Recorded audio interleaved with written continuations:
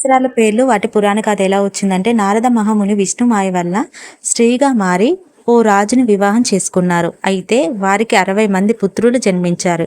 ఇదిలా ఉండగా ఆ రోజు తన పుత్రులతో కలిసి యుద్ధానికి వెళ్ళినప్పుడు కుమారులంతా యుద్ధంలో మరణించారు. పుత్రశోకంలో ఉన్న నారదుడిని ఆవరించిన మాయను తొలగించిన శ్రీహరి ఇది సంసారం అని హితబోధ చేశారు.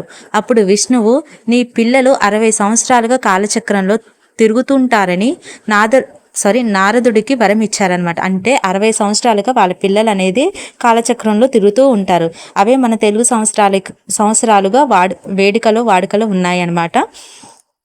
సంవత్సరాల పేర్లు నారదుడు సంసార జీవితాన్ని ఆయన విష్ణుమాయ వల్ల స్త్రీగా మారి ఓ రాజును వివాహం చేసుకున్నారు కాబట్టి వారికి 60 మంది పుత్రులు ఉన్నారు. ఆ పుత్రులే సంవత్సరాలుగా తిరుగుతూ ఉంటారు కాబట్టి.